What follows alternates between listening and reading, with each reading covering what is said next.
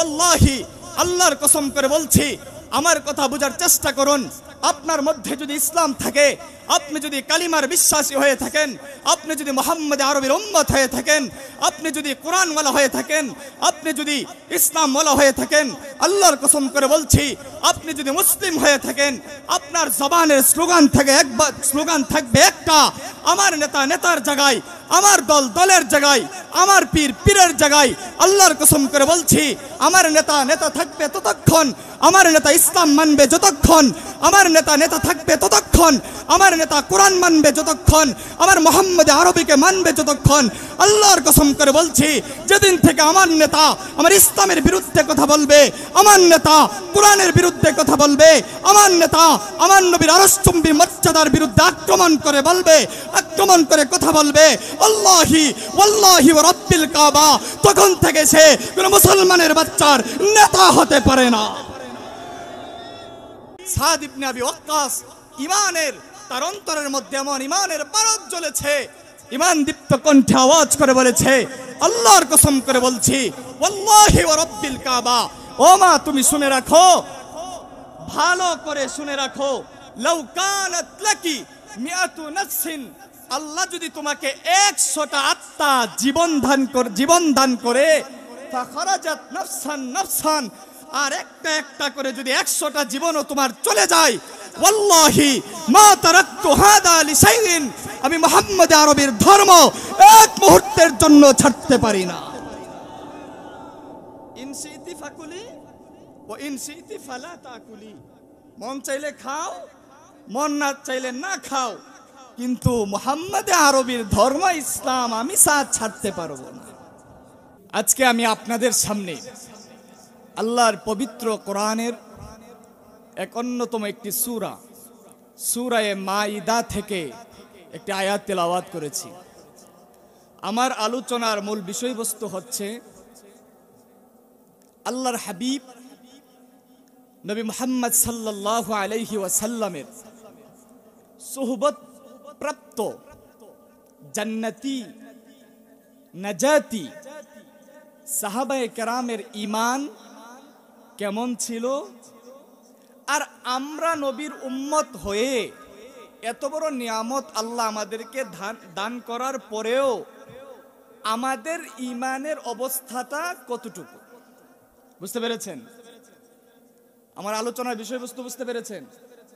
মানে সাহাবাদের ঈমানের পরিমাণটা কেমন ছিল, সাহাবারও তো নবীর উম্মত, আমরাও নবীর উম্মত, সাহাবাদের ঈমানের পরিধিটা কেমন ছিল আর আমাদের ঈমানের অবস্থাটা কতটুকু, এটা হচ্ছে আমার আলোচনার মূল বিষয়বস্তু। দেখুন, ঈমান এত বড় একটা মূল্যবান একটা সম্পদ, যার মাঝে ঈমানের পাওয়ার, ঈমানের গুণ, ঈমানের নূর যে পরিমাণ থাকবে, তার মধ্যে ইবাদত, বন্দিগি, মুআমালা, মুআশারা, অর্থাৎ যত ধরনের ইবাদত আছে সমস্ত ধরনের ইবাদতের পরিমাণও তার মধ্যে ততটুকুই থাকবে। যার ঈমান যত বেশি হবে তার ইবাদত তত বেশি সুন্দর হবে। সুবহানাল্লাহ বলবেন না? রাসূলুল্লাহর সাহাবাদের ঈমান এত দৃঢ় এবং মজবুত ছিল যে তাদের ঈমানটা তাদের অন্তরে গেঁথে গিয়েছিল।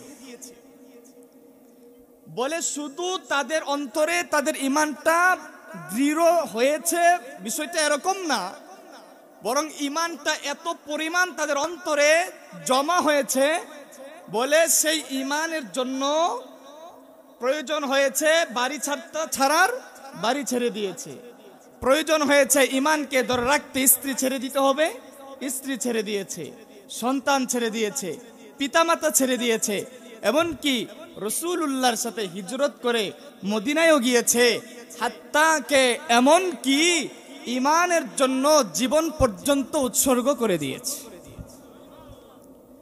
তাই তো মুসান্নাফে আব্দুর রাজ্জাক আসছে, আল্লাহর নবীর সাহাবী আব্দুল্লাহ ইবনে উমর রাদিয়াল্লাহু তাআলা আনহুমা বলেন, আল ঈমানু ফি কুলুবিহিম আ'যামু মিনাল জিবাল।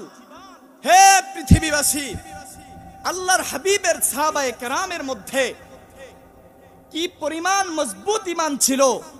বলে আল ঈমানু ফি কুলুবিহিম, সাহাবাদের অন্তরে ঈমানটা ছিল আ'যামু মিনাল জিবাল।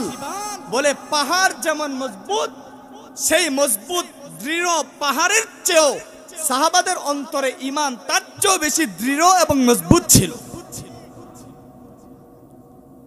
এই জন্যই তো সাইয়্যিদুনা বিলাল হাবশিকে তাওহীদ আর একত্ববাদের ঘোষণা দেওয়ার কারণে জালেমরা মরুভূমির উত্তপ্ত বালুর মধ্যে রেখে উত্তপ্ত ভারী মজবুত বড় পাথর তার বুকে চাপা দিয়ে জুলুমের সর্বোচ্চ দৃষ্টতা দেখিয়েছে তাওহীদের বাণী জবান থেকে ছেড়ে দেওয়ার জন্য। কিন্তু সাইয়্যিদুনা বিলাল তার জবান থেকে শুধু একটাই উচ্চারণ করেছে, ঈমান দীপ্ত কণ্ঠে সাইয়্যিদুনা বিলাল একটাই কথা বলেছে, আহাদ আহাদ আহাদ। হে বেঈমানেরা, আমি বিলালকে মেরে শেষ করে দিতে পারো। আল্লাহর কসম, আমি বিলালের জবান থেকে আল্লাহর একত্ববাদের তাওহীদের স্লোগানকে কোনোদিন বন্ধ করতে পারবে না। এই তো ছিল সাহাবাদের ঈমান। সাহাবাদের ঈমানের নজরানা দৃষ্টান্তগুলা হাদিসের কিতাব, তারিখের কিতাব, তারাজিমের কিতাব, বিভিন্ন কিতাবের মধ্যে ছড়িয়ে ছিটিয়ে আছে। আমি তো শুরুতেই বললাম সাহাবাদের ঈমানের নজরানা আজকে পেশ করব। তারিখে দিমাশক একটি কিতাব আছে, সেই কিতাবের মধ্যে সাদ ইবনে আবি ওয়াক্কাস রাদিয়াল্লাহু তাআলা আনহুর একটি ঘটনা উল্লেখ করেছে। হযরত সাদ ইবনে আবি ওয়াক্কাস রাদিয়াল্লাহু তাআলা আনহু, আপনারা আমার আলোচনায় আপনাদের মনোযোগ যতটুকু থাকবে আমার বয়ান ততটুকু হবে। আপনারা মনোযোগ শেষ করে দিবেন, আমার বয়ান আর চলবে না সামনে।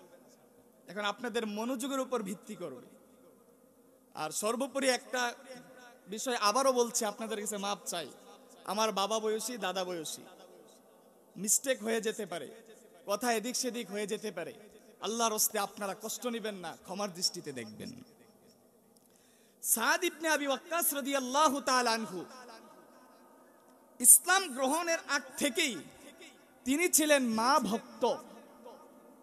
সাদ ইবনে আবি ওয়াক্কাস যখন ইসলাম গ্রহণ করেছে, উনার মা যখন এই কথা শুনছে, শোনার পরে বলে, সাদ তুমি নাকি মুহাম্মদের ধর্ম গ্রহণ করেছো?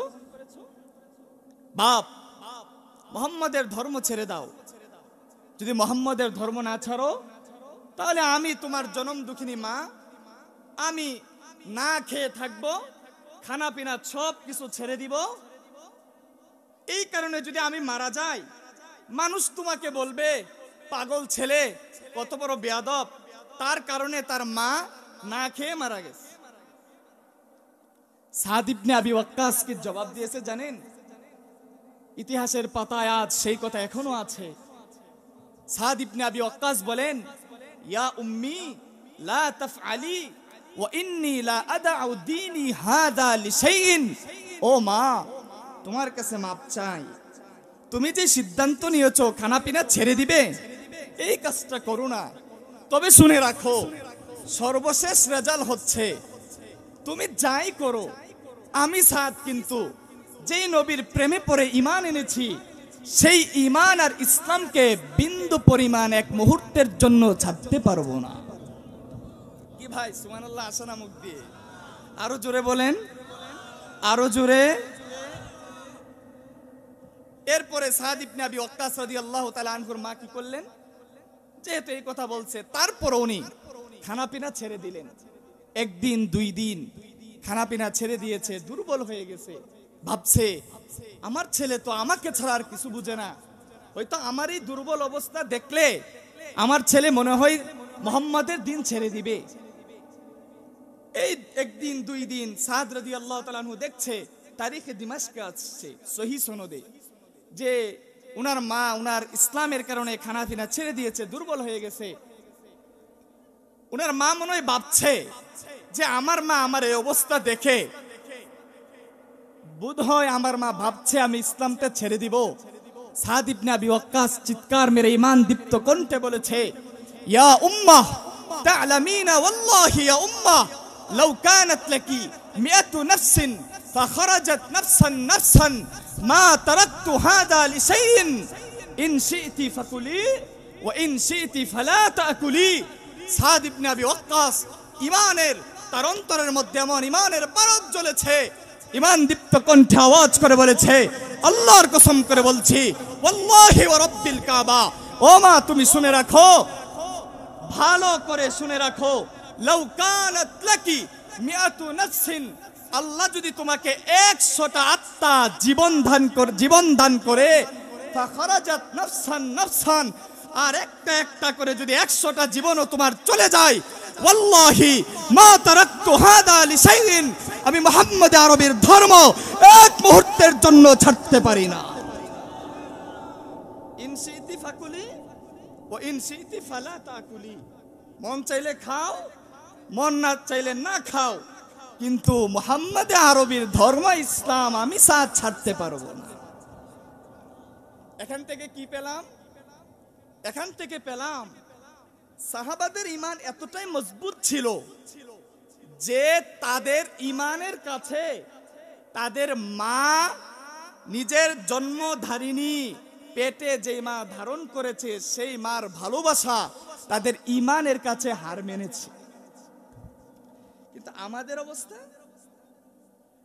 আমাদের অবস্থা কি? বলে এক কথায় আমাদের ঈমান আমাদের নেতার আনুগত্যের মাঝে হার মেনেছে। কি বুঝেন নাই? নেতা কি বলে? মূর্খ নেতা, পড়াশোনা নাই। বলবেন আপনার পড়াশোনা আছে? হ্যাঁ, যা বলছি পড়াশোনার উপরেই বলছি, এত বিশাল পড়াশোনা নাই, কিন্তু যা বলবো জেনে শুনেই বলবো, মিথ্যা কথা নিজের থেকে বানায় একটা কথাও বলবো না। নেতা পাগল হয়ে গেছে, বলে কি একবার কোরআনের সাথে রাজনীতির কোনো সম্পর্ক নেই। ওই নেতাই আবার বলে ধর্ম যার যার, উৎসব সবার। ওই নেতাই কুখ্যাত কুফরি মতবাদ, সেকুলারিজম, ধর্ম নিরপেক্ষতাবাদে বিশ্বাসী। এতটা কুফরি বক্তব্য দেওয়ার পরেও নেতা আমাদের নেতা হয়ে থাকে। আমি তো পরিষ্কার বলি, আগেও বলেছি, এখনো বলছি, ভবিষ্যতেও বলবো, ওয়াল্লাহি আল্লাহর কসম করে বলছি, আমার কথা বোঝার চেষ্টা করুন। আপনার মধ্যে যদি ইসলাম থাকে, আপনি যদি কালিমার বিশ্বাসী হয়ে থাকেন, আপনি যদি মুহাম্মদ আরবীর উম্মত হয়ে থাকেন, আপনি যদি কোরআনওয়ালা হয়ে থাকেন, আপনি যদি ইসলামওয়ালা হয়ে থাকেন, আল্লাহর কসম করে বলছি, আপনি যদি মুসলিম হয়ে থাকেন, আপনার জবানের স্লোগান থাকবে একটা, আমার নেতা নেতার জায়গায়, আমার দল দলের জায়গায়, আমার পীর পীরের জায়গায়। আল্লাহর কসম করে বলছি, আমার নেতা নেতা থাকবে ততক্ষণ, আমার নেতা ইসলাম মানবে যতক্ষণ, আমার নেতা নেতা থাকবে ততক্ষণ, আমার নেতা কোরআন মানবে যতক্ষণ, আমার মুহাম্মদ আরবীকে মানবে যতক্ষণ। আল্লাহর কসম করে বলছি, যেদিন থেকে আমার নেতা আমার ইসলামের বিরুদ্ধে কথা বলবে, আমার নেতা কোরআনের বিরুদ্ধে কথা বলবে, আমার নেতা আমার নবীর আরশচুম্বী মর্যাদার বিরুদ্ধে আক্রমণ করে কথা বলবে, আল্লাহি ওয়াল্লাহি ওয়া রাব্বিল কাবা, তখন থেকে সে কোন মুসলমানের বাচ্চার নেতা হতে পারে না। কথা ক্লিয়ার? আপনি মানেন এটা আপনার ব্যক্তিগত ব্যাপার, যদি মানেন বুঝতে হবে ইমানের ব্যাটারি ফিউজ হয়ে গেছে। দোস্ত বুজুর্গ, সেই বুখারীতে আসছে, সংক্ষেপে আল্লামা ইবনে কাসির রাহমাতুল্লাহ আল বিদায়া ওয়ান নিহায়ার মধ্যে বিস্তারিত উল্লেখ করেছে, বদরের রণাঙ্গনে হযরত আসিম বিন সাবিত রাদিয়াল্লাহু তাআলা আনহুর কাছে হাতে সালাফা নামে এক মহিলার 2টা সন্তান নিহত হয়েছে। কয়টা সন্তান? সালাফা যখন শুনছে যে আসিমের হাতে আমার 2টা সন্তান নিহত হয়েছে, তাহলে আমি সালাফা আজ থেকে ওয়াদাবদ্ধ হলাম, আমি আসিমের মাথার বাটি দিয়ে মদ পান করব। নাউজুবিল্লাহ বলবেন না? নাউজুবিল্লাহ বলবেন না? সালাফা ঘোষণা করলো, হে মক্কাবাসী,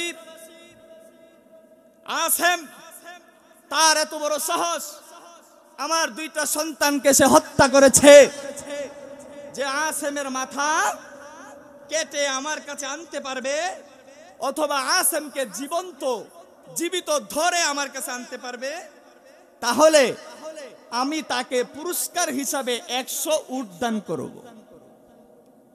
কিছু লুবি থাকে না? 100 অনেক বড় কিছু।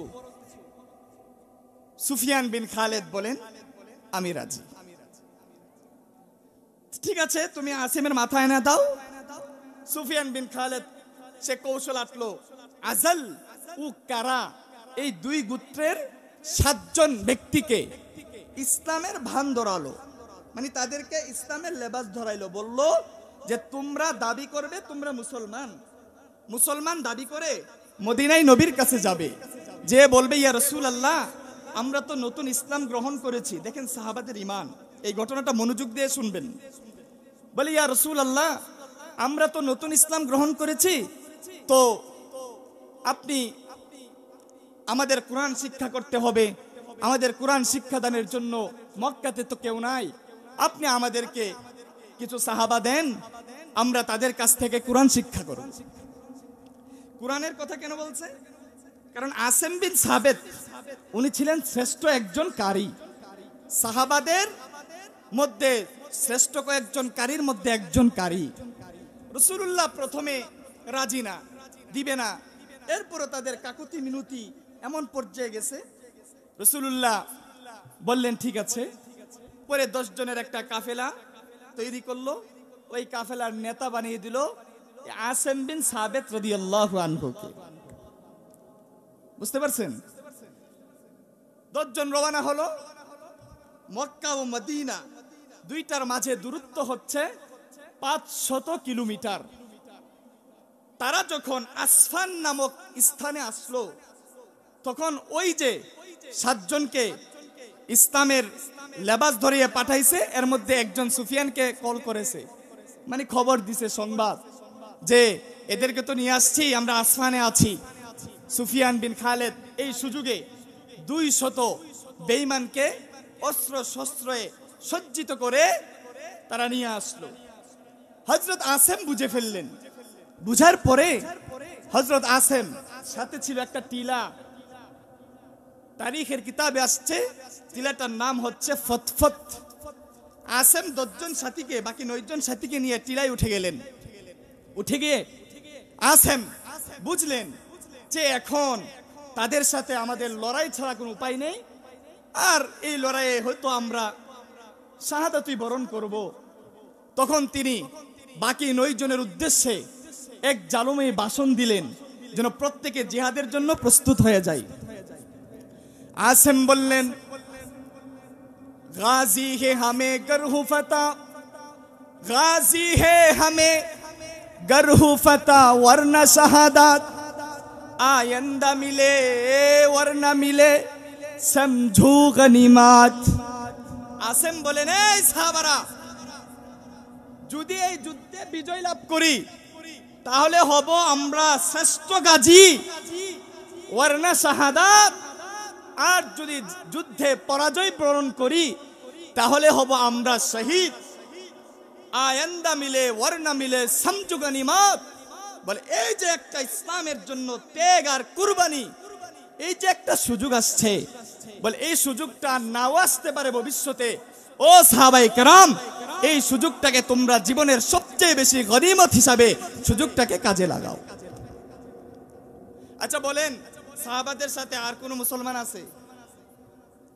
সুফিয়ান বলে, এ আসেম, এত বড় কথা বইলো না, এমনি হেডম নাই, 10 জন আসছো, আর দেখো না আমরা 200 জন অস্ত্র শস্ত্রে সজ্জিত, চুপ থাকো। ওই যে সেম বর্তমানেও দেখবেন, হুজুররা যখন কোরআনের কথা বলে ওয়াজের ময়দানে, এই বন্ধ করেন, রাজনীতির কথা আপনাকে কে বলছে কোরআনে বলতে, মাহফিলে বলতে? কোরআনের সাথে রাজনীতির কোনো সম্পর্ক আছে? নাই। আছে। নেতা ধমক দিচ্ছে, বলে এই যে ওয়াজের ময়দানে, ওয়াজের মঞ্চে আপনি রাজনীতি করছেন কেন? নেতা তো গরম, প্রশাসন নেতার কাছে, নেতার আন্ডারে, আর চেলা চামুন্ডা তো অভাবই নাই। কিন্তু আমাদের দেশের নেতাগুলো এতটা প্রতিবন্ধী, এত বড় বড় ইতিহাস তাদের সামনে, যেই নেতার ক্ষমতা ছিল সর্বোচ্চ, তার সামনে কেউ কথাই বলতে পারতো না। এক রাতের ব্যবধানে ওই নেতা পালানোরও গর্ত খুঁজে পাই নাই। এরপরও তার মাথার মধ্যে এটা বুঝে না, তার মাথায় আসে না যে আমি যে হাফ বাপ এত ঢাক দিচ্ছি, আমার পিছনেও তো বিপদে পড়লে কেউ থাকবে না। বলে হুজুররা ধর্ম ব্যবসায়ী কেন? কে ওয়াজের মঞ্চটারে রাজনীতি বানিয়ে ফেলছে। আচ্ছা, আমার কাছে, আপনাদের কাছে আমার প্রশ্ন, বলেন নিরপেক্ষ দৃষ্টিতে, আপনারা কেউ আমার পণ না, কেউ ভাববেন না যে যারা আমারে দিতেছে রে, না, নিরপেক্ষ দৃষ্টিতে আপনি আমার মুসলিম ভাই, আপনি আমার কলিজার ভাই, আপনার সাথে আমার রক্তের সম্পর্ক, নিজের আপন ভাই, ভাই যেরকম মহব্বতের দৃষ্টিতে থাকে, আল্লাহর কসম রসুলের উম্মত, কালিমাওয়ালা উম্মত যারা, তারা পৃথিবীর যেই প্রান্তে থাকুক না কেন, রসুলের বাণী অনুযায়ী তার একটা দেহের মতো। আচ্ছা বলেন তো, কোন হুজুররে দেখছেন যারা ওয়াজের মঞ্চে রাজনীতির কথা কো মসজিদে নামাজে পাওয়া যায় না? এরা সারা বছর নামাজ রোজা ইবাদত বন্দিগির কোনো খবর নাই, শুধু ওয়াজের মঞ্চে আসলে বড় বড় বক্তব্য দেয় নাকি? নাকি সারা বছর নামাজের খবর নাই, সারা বছর মসজিদ কি চিনে না, কিন্তু মাঝে মাঝে মন্দিরে যাইতে ভুলে না। ওয়াজ মাহফিলের মঞ্চে পাঞ্জাবি আর টুপি লাগায়া নির্বাচনের প্রচারণা করে হুজুররা না তারা? বলেন, আওয়াজ করে বলেন। মসজিদে জুমার সময় ইমাম সাহেবকে টুকেন দেয়, একটু কথা বলবো, হুজুররা না তারা? পরিষ্কার হয়ে গেছে এই কথা, জাতির সামনে স্পষ্ট হয়ে গেছে, এদেশের উলামায়ে কেরাম ধর্ম ব্যবসায়ী নয়, বরং এই ধরনের ভণ্ডামি যারা করে তোমরাই হচ্ছ ধর্ম ব্যবসায়ী। উলামায়ে কেরাম ধর্ম ব্যবসায়ী নয়। আসেম রাদিয়াল্লাহু আনহুকে যখন সুফিয়ান বিন খালেদ এত বড় হুঙ্কার দিচ্ছে, আসেম কি বলে জানেন? আসেম বলেন, হে জালিমের বাচ্চারা, তোমরা মদ পান করাকে যতটুকু ভালোবাসো, আল্লাহর কসম আমরা ইসলামের জন্য, ঈমানের জন্য, রাসূলুল্লাহর আজমত মহব্বত দ্বীনের সংরক্ষণের জন্য মৃত্যু বরণ করাকে তার চেয়েও বেশি ভালোবাসি। বলে তোমরা 200 কেন, পুরা পৃথিবীর তাগুতি শক্তিও যদি আমি আসেমের বিরুদ্ধে লড়াই করতে আসো, আল্লাহর কসম করে বলছি, আমি যেই মালিকের জন্য ত্যাগ আর কুরবানি দিতে যাচ্ছি, ওই মালিকের রহমত যদি আমি আসেমের সাথে আসে, তোমরা তোমাদের পুরা পৃথিবীর কোন তাগুতকে পরোয়া করার সময় আমি আসেমের না।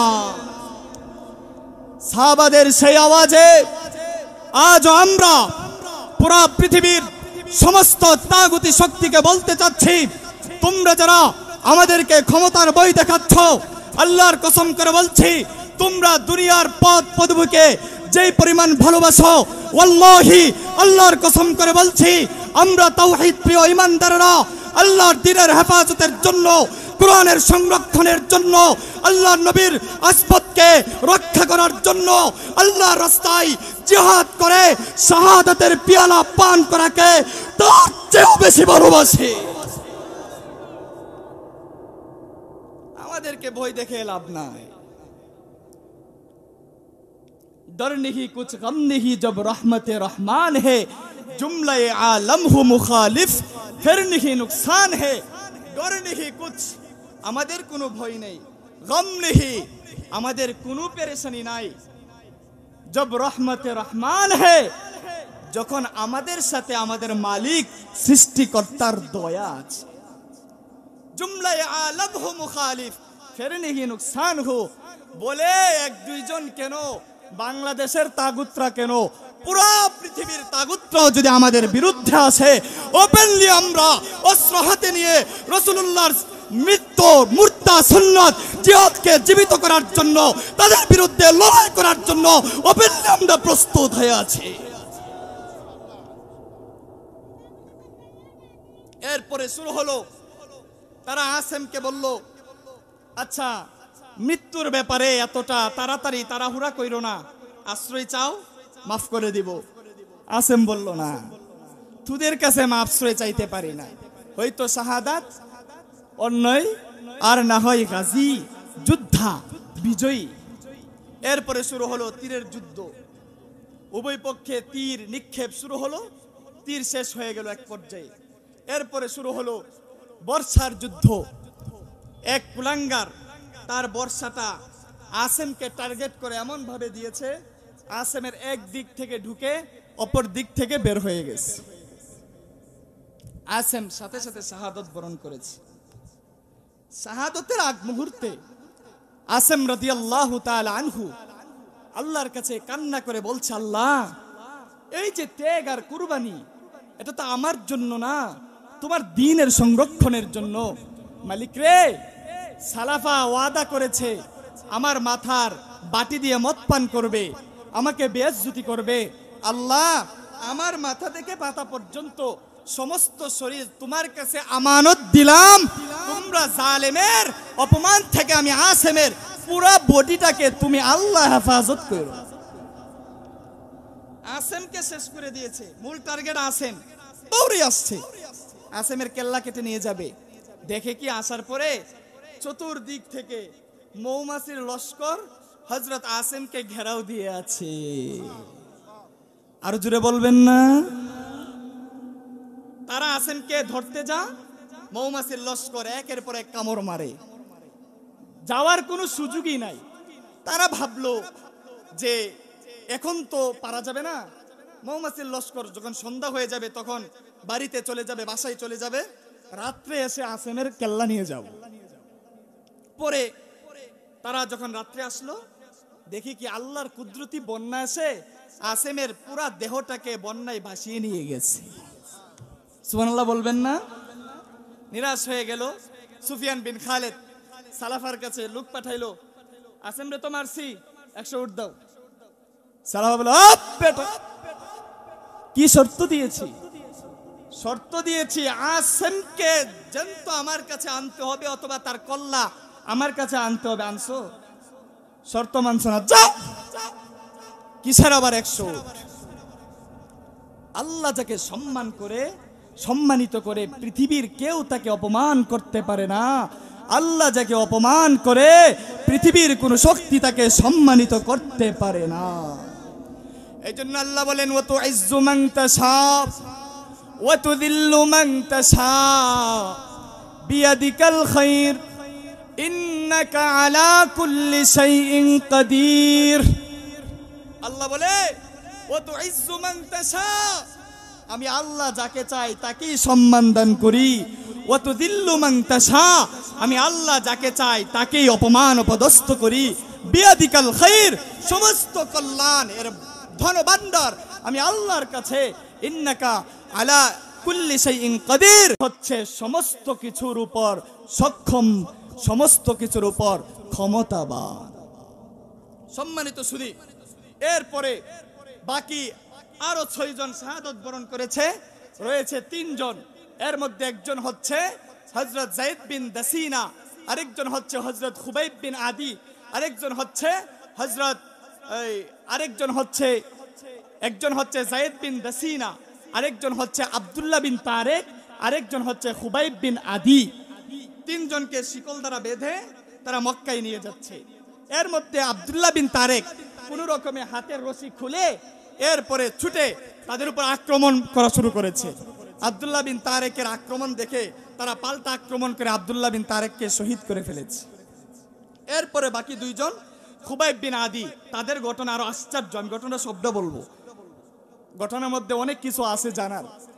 খুবাইব বিন আদিকে মক্কায় নিয়ে যাওয়ার পরে হারেস বিন আমের বিন নৌফলের সন্তানরা খুবাইব বিন আদিকে 100 উটের বিনিময়ে ক্রয় করে নিয়ে গেছে। কেন? কারণ এই খুবাইব বিন আদি বদরের যুদ্ধে হারেস বিন আমের বিন নৌফলের হারেসকে হারেস বিন আমের বিন নৌফলের পুত্ররা তাকে কিনেছে 100 উটের বিনিময়ে। কারণ এই খুবাইব বিন আদি হারেসকে বদরের রণাঙ্গনে তাকে নিহত করেছে, তাকে হত্যা করেছে। এই পিতার হত্যার বদলা নেওয়ার জন্য 100 উটের বিনিময়ে হযরত খুবাইব বিন আদিকে তারা ক্রয় করেছে। আর অপরদিকে যায়েদ বিন দাসিনাকে সফওয়ান বিন উমাইয়া তার পিতার হত্যার বদলা নেওয়ার জন্য 50টি উটের বিনিময়ে তাকে ক্রয় করেছে। যখন তারা নিয়েছে তখন ছিল সম্মানিত 4 মাসের 1 মাস, সম্মানিত 4 মাসের 1 মাস যুলকিদা ছিল তখন। আর আরবদের একটা প্রচলন ছিল যে সম্মানিত 4 মাস যেটা আরবিতে, এই 4 মাসে হত্যা মারামারি একেবারেই নিষিদ্ধ। এখন তারা তাকে মারতে পারবে না, এই জন্য জেলখানার মধ্যে আটক করছে। আল্লাহর কি রহমত আর করুণা, হারিস বিন আমির বিন নৌফলের স্ত্রী জাতির সামনে বলছে যে আমি জুবাইর বিন আদিকে আমার জেলখানার মধ্যে হাত পায়ে শিকল বেঁধে শিকলাবদ্ধ করে তাকে আটকে রেখেছি। ওই সময় মক্কার মধ্যে কোনো ফলের মৌসুম ছিল না। আল্লাহর কসম, আমি প্রায় সময় দেখেছি জুবাইর বিন আদি জেলখানার মধ্যে সে আল্লাহর অলৌকিক কুদরতের আঙ্গুর খাচ্ছে। এরপরে যখন সম্মানিত 4 মাস শেষ হয়ে গেছে, ঢোল পিটালো, বলে অমুক তারিখ মাউদিয়ে তানঈম নামক স্থান, মসজিদে আয়েশার বাম পাশে উজুখানার মধ্যে এখনো 2টা পিলার আছে। হাদিসের মধ্যে আসছে যে ওই জায়গাতে নেওয়া হলো, যে যারা এই 2 জনের হত্যার অবস্থা দেখবে, এই 2 জনের হত্যা মুমূর্ষু অবস্থা যারা দেখতে চাও, তোমরা কি করবে, নির্দিষ্ট এই সময়ের মধ্যে এই জায়গাতে উপস্থিত হয়ে যাবে। বুঝতে পারছেন? পরে ঢোল পিটানো হলো। নির্দিষ্ট সময় যখন হয়ে গেছে, তারা জুবাইর বিন আদিকে শুলে চড়াবে।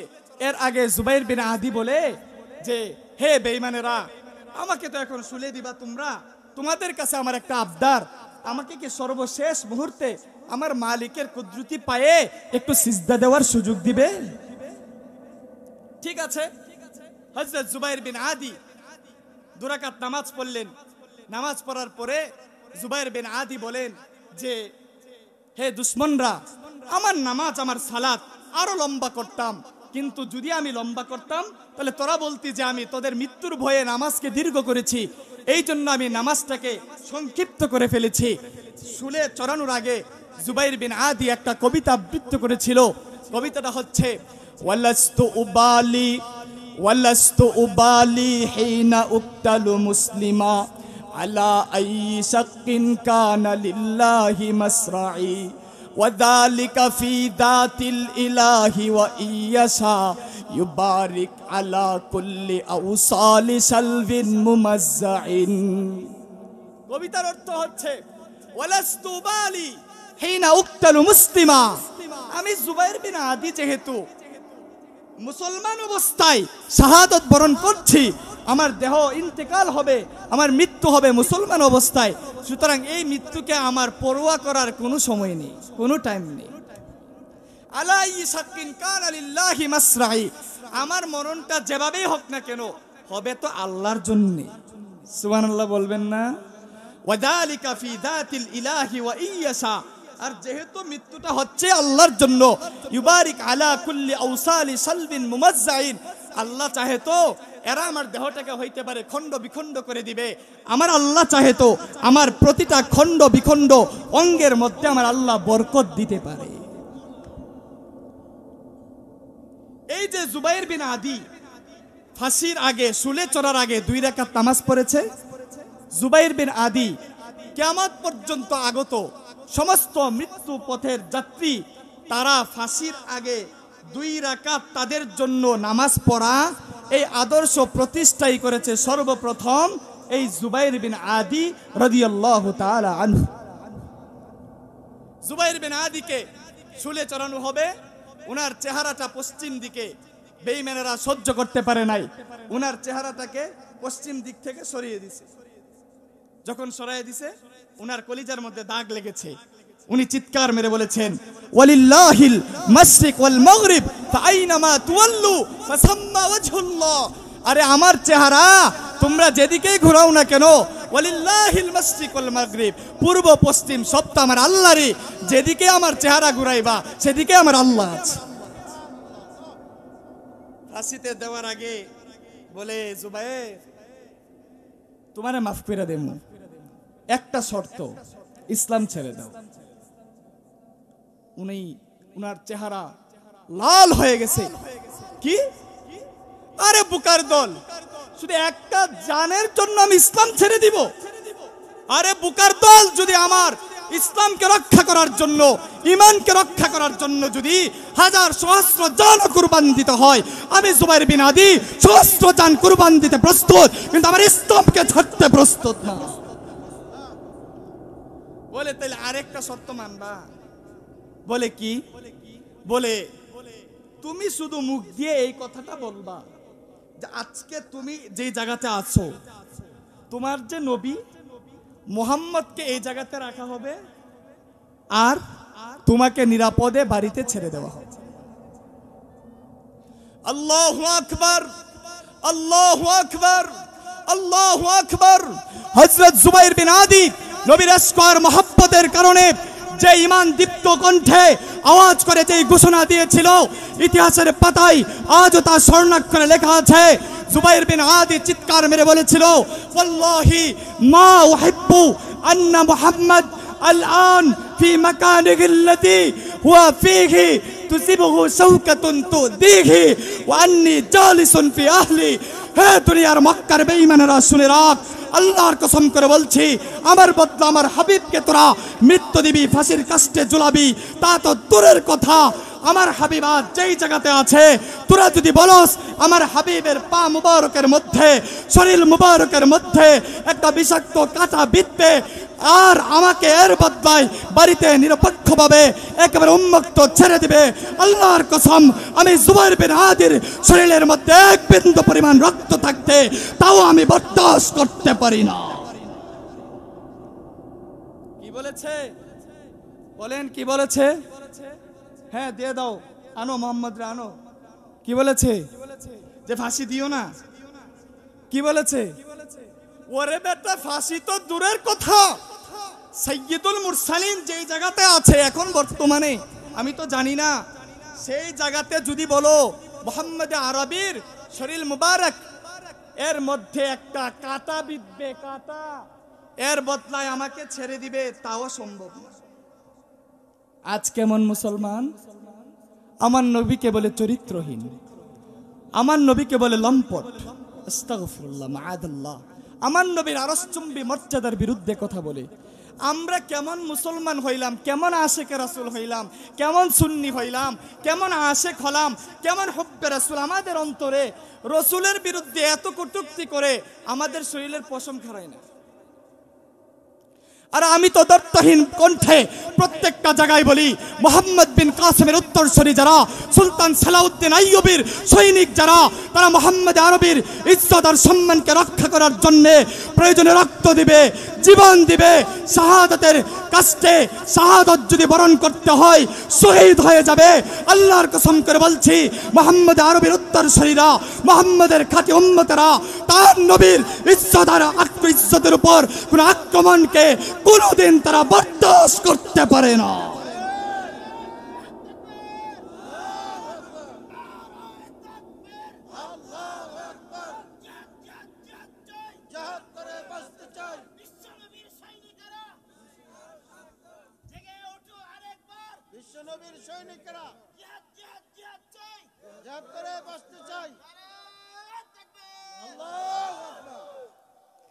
এই যেহেতু কথা আসছে, এখন একটা কথা বলি। ইমাম কাজী ইয়াজ রহমাতুল্লাহ আশ-শিফা বিতারিফি হুকুকিল মুস্তাফা, সেখানে একটা ঘটনা উল্লেখ করছে। সম্ভবত বাদশাহ হারুনুর রশিদ ইমাম দারিল হিজরা ইমাম মালিক রহমাতুল্লাহি আলাইকে বললেন, ইয়া আমির আল মুমিনিন, ইয়া ইমাম দারিল হিজরা, হে ইমাম মুহাদ্দিস ফকি মালিক, বলো কেউ যদি আমার নবীকে গালি দে অথবা নবীর কোনো সাহাবাকে নিয়ে বিদ্রুপ করে, নবীর কোন সাহাবার বিরুদ্ধে কটূক্তি করে তার বিধান কি? কথা বুঝতে পারছেন? এই প্রশ্ন বুঝতে পারছেন? বলে কেউ যদি নবীকে নিয়ে গালি দেয়, নবীকে নিয়ে কটূক্তি করে, অথবা আল্লাহর নবীর আদনা কোনো একজন সাহাবার বিরুদ্ধে কথা বলে, তার বিধান কি? দুনিয়াতে তার শাস্তি কি? ইমাম মালিক তার শাস্তি কি এইটা বলার আগে ইমাম মালিক কি বলছে জানেন? বলে মা বাকাউল উম্মাহ বাদা শাতমি নাবিয়্যিহা। আরে সেই উম্মতের বেঁচে থাকার কি অর্থ যে উম্মত বেঁচে থাকতে তাদের মাঝে তাদের নবীকে নিয়ে গালি দেওয়া হয়? সেই উম্মতের বেঁচে থাকার কি লাভ? তাদেরকে কে বলছে বেঁচে থাকতে? তাদেরকে কে সেই অধিকার দিয়েছে নবীর উম্মত দাবি করতে? মান শাতামা নাবিয়্যান কুতিলা ওয়া মান শাতামা সাহাবাতাম মিন সাহাবিয়্যাম মিন আসহাবিন নবী জুলিদা। ইমাম মালিক ফতোয়া দিয়েছে, কেউ যদি নবীকে নিয়ে কটূক্তি করে একটাই শাস্তি, একটাই বিধান। এটা ইমাম মালিকের ফতোয়া, সবার না। একটাই বিধান, তাকে হত্যা করে দিতে হবে। আর কেউ যদি আল্লাহর নবীর আরশচুম্বী মর্যাদার অধিকারী সাহাবাদের কোন একজন সাহাবাকে নিয়ে বিদ্রুপ করে কটূক্তিমূলক কোনো কথা বলে, সম্মান মর্যাদার বিপরীত কোনো কথা বলে, এই মগা আহমককে ইচ্ছা মতে দুর্রা লাগাতে হবে। এটা কার কথা? ইমাম মালিকের কথা। এরপরে আসুন,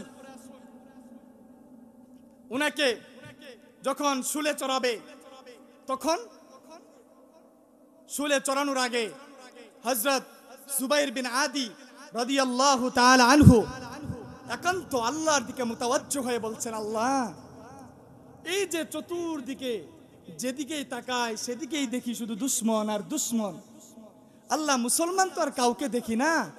ওগো আল্লাহ, তারা যে আমাদেরকে হেনস্থা করার জন্য, অপমান করার জন্য এতটা চক্রান্ত করেছে, আল্লাহ গো, তোমার হাবিব মুহাম্মদ সাল্লাল্লাহু আলাইহি ওয়াসাল্লামকে কি মদিনায় একটু তুমি খবর দিতে পারবা না? আল্লাহ, তুমি একটু খবর তোমার নবীকে জানাও না। যায়েদ বিন আসলাম বলেন, মদিনাতে আমরা আল্লাহর হাবিবের সামনে ছিলাম বসা, হঠাৎ দেখলাম জিবরিল আমিন ওহী নিয়ে আসছে, আসার ভাব। যায়েদ বিন আসলাম বলেন, আল্লাহর নবী চোখের পানি ছাড়ছে আর বলছেন, ওয়া আলাইকাস সালাম ইয়া খুবাইব। ওরে খুবাইব, তোর উপর সালাম আর শান্তি বর্ষিত হোক। যায়েদ বিন আসলাম বলেন, ইয়া রাসূলুল্লাহ, জুবাইর বিন আদিকে তো কোরআন শিক্ষা দেওয়ার জন্য মদিনাতে প্রেরণ করেছেন, আবার সালামের জবাব দিচ্ছেন। আল্লাহর হাবিব মুহাম্মদ সাল্লাল্লাহু আলাইহি সাল্লাম, উম্মতের কান্ডারি নবী, চোখের পানি ছেড়ে বলছেন, আরে আমার সাহাবায়ে কেরাম, এই বেঈমানেরা আমি মুহাম্মাদের কাছ থেকে মিথ্যা কথা বলে চক্রান্ত করে আমার কলিজার টুকরা 10 জন সাহাবাকে নিয়ে গেছে, আমার একটা সাহাবাকেও জিন্দা রাখে নাই। তারা আমার 10 জন কোরআনের কারি, আমার কলিজার টুকরা সাহাবা, এক এক করে প্রত্যেককে শহীদ করে ফেলেছে। আল্লাহর হাবিব বলেন, ও সাহাবায়ে কেরাম, এরা চাচ্ছেন আসেমের কল্লা দিয়ে মদ পান করতে পারে নাই, আসেমকে অপমান করতে পারে নাই, এরা চাচ্ছে আমার জুবাইরকে অপমান করবে, শুলে চড়ায় রাখছে। এরা চাচ্ছে আমার যায়েদ বিন দাসিনাকে, আমার যায়েদ বিন দানিসাকে এরা অপমান করবে। এই সাহাবা কারা আছো? সেই মক্কায় তানঈম নামক স্থানে গিয়ে আমার 2 জন সাহাবাকে অপমান থেকে রক্ষা করে তাদেরকে নিয়ে আসবে। আল্লাহর সাহাবাদের অন্তরের মধ্যে, নবীর সাহাবাদের অন্তরের মধ্যে কি পরিমাণ ঈমানের নূর ছিল। হযরত জুবাইর দাঁড়িয়ে গেল, হযরত মিকদাদ দাঁড়িয়ে গেল, ডাক দিয়ে বলেন, ইয়া রাসূলুল্লাহ, ইয়া হাবিবাল্লাহ, আল্লাহর নবীজি, আপনি যদি আমাদেরকে অনুমতি দেন, আমরা 2 জন এই মদিনা থেকে হেঁটে হেঁটে মক্কায় গিয়ে আমাদের বন্ধু, আমাদের সাথী, আমাদের ভাই জুবাইর বিন আদি ও যায়েদ বিন তানিসাকে আমরা হেফাজত করব। আল্লাহু আকবার। বলে যাও গেল। তারা খুব সতর্ক। দিনের বেলা পাহাড়ের চূড়ায়, পাহাড়ের অভ্যন্তরে লুকিয়ে থাকে, আর রাত্রির বেলায় পায়ে হেঁটে সফর করে। মনে আছে তো দুইটার মাঝে পার্থক্য কতটুকু? প্রায় 500 কিলোমিটার দূরত্ব। এমন ভাবে দিনের বেলা পাহাড়ের লুকায় থাকে, রাত্রিবেলা যায়। হাঁটতে হাঁটতে 40 দিনের মাথায় মাউজিয়ে তানঈম নামক স্থানে গিয়ে দেখে তারা হযরত জুবাইর বিন আদিকে শুলের মধ্যে চড়িয়ে রাখছে। আর দেখে তার চতুর্পাশে 40 জন বেঈমান জালেম জুবাইর বিন আদিকে পাহারা দিচ্ছে যেন কেউ না নিতে পারে লাশটা। সাহাবায়ে কেরাম বললেন, যখন রাসূলকে বিবরণ দিচ্ছে তখন বললেন, ইয়া রাসূলুল্লাহ, আমরা যখন গেলাম তখন দেখলাম এদের মধ্যে ঘুম ঘুম ভাব। আমরা গেলাম সাথে সাথে দেখলাম 40টা মগা ঘুমায়া শেষ, মানে ঘুম চলে আসছে। জুবাইর বিন হযরত জুবাইর ও হযরত মিকদাদ তারা বলেন, আমরা পা টিপে টিপে টিপে টিপে আস্তে আস্তে আস্তে আস্তে আস্তে আস্তে করে জুবাইর বিন আদির লাশটার কাছে যখন গেলাম, ওয়াল্লাহি আল্লাহর কসম, আমরা জুবাইর বিন আদির লাশটাকে দেখলাম এমন তরু তাজা, কেমন জানি এই মাত্র শাহাদাত বরণ করেছে। আল্লাহু আকবার। সাহাবায়ে কেরাম বলেন, শুধু তাই না, বলে আমরা তার কাছে গিয়ে দেখলাম তার লাশ থেকে তাজা রক্ত টপকে টপকে পড়ছে, কেমন জানি তার প্রতি ফুটা রক্ত থেকে মেশকে আম্বরের ঘ্রাণ ঝরছে। কতদিন হয়েছে? 40 দিন। কেমন দেখছে? একেবারে তাজা, কেমন জানি প্রতি ফুটা রক্ত থেকে মেশকে আম্বরের ঘ্রাণ ঝরছে। শুলি থেকে নামালো, দুইজন নিয়ে চললো। চলার পরে এরপরে তারা উঠলো, ওই যে 40 জন পাহারাদার, তারা উঠার পরে দেখে আরে জুবাইর বিন আদি তো নাই। 100 জন লোক ভাড়া করলো, আরো উট নিয়ে দৌড় দিল। দেখে মক্কা মদিনার মাঝখানে তারা জুবাইর বিন আদি লাশ নিয়ে যাচ্ছে। কাছে যখন পৌঁছে গেছে তখন হযরত জুবাইর লাশটাকে মাটিতে রাখলেন। আল্লাহর কসম, সাহাবী বিবরণ দেয়, ইয়া রাসূলুল্লাহ, আপনার সাহাবী জুবাইর বিন আদির লাশটা আমি মাটিতে রাখার সাথে সাথে মাটিটা দুইটা ভাগ হয়ে গেছে, সাথে সাথে জুবাইর বিন আদি মাটির ভিতরে চলে গেছে।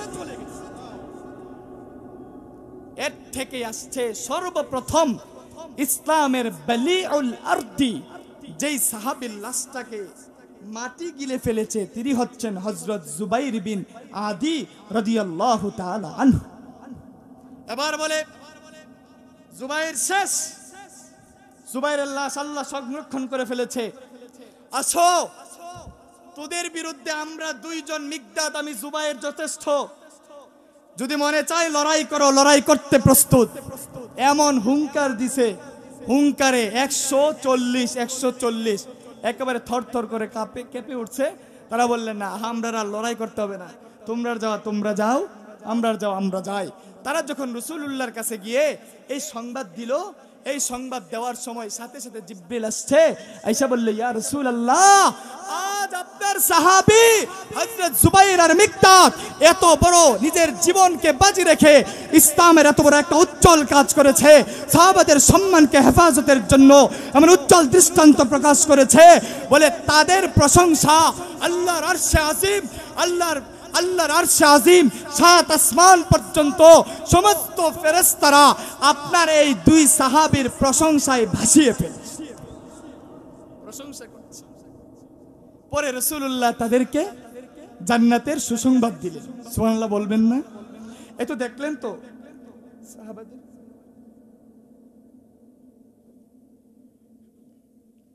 সাহাবাদের ইমানের অবস্থা, দেখছেন তো? এই সাহাবাদের ইমানের অবস্থা বুঝছেন তো? এবার আমাদের ইমানের অবস্থা কি? আমাদের ইমানের অবস্থা কি? আমি যে আয়াত তেলাওয়াত করেছি, আল্লাহ বলে, তোমাদের মধ্য থেকে, একেবারে সংক্ষেপে আমি শেষ করে দিচ্ছি, তোমাদের মধ্যে কেউ যদি মাইয়ারতাদ্দা মিনকুম আন দীনি, কেউ যদি তার দিন থেকে সরে যায়, ফাসাউফা ইউতিল্লাহু বিকাউমিন, তাহলে আল্লাহ তাদের বদলা এমন এক জাতি আনবেন, ইউহিব্বুহুম ওয়া ইউহিব্বুনা, আল্লাহ নিজে তাদেরকে ভালোবাসবে, তারাও আল্লাহকে ভালোবাসবে। বলে তাদের 4টা গুণ। কয়টা গুণ? আওয়াজ করে বলেন কয়টা গুণ? ইউহিব্বুহুম ওয়া ইউহিব্বুনা, আযিল্লাতিন আলাল মুমিনিন। 1 নম্বর হচ্ছে মুমিন পরস্পরে তারা মুসলিম, এক পরিচয় মুসলিম, তো তারা নরম। আইজ্জাতিন আলাল কাফিরিন, আর সে কাফের কঠোর। 2 গুণ পাইছেন? 3 ইউজাহিদুনা ফি সাবিলিল্লাহ, আল্লাহর রাস্তায় জিহাদ করতে তারা একটু মানে আনইজি ফিল করে না, আল্লাহর রাস্তায় জিহাদ করতে সদা সর্বদা প্রস্তুত। কয়টা পাইলেন? ওয়ালা ইয়াখাফুনা লাউমাতা লাইম, এই ক্ষেত্রে দিন মানার ক্ষেত্রে কারা তিরস্কার করলো, কারা ঠাট্টা করলো, কারা বিদ্রুপ করলো, এই দিকে তারা মোটেও পরোয়া করে না। এই 4টা গুণ।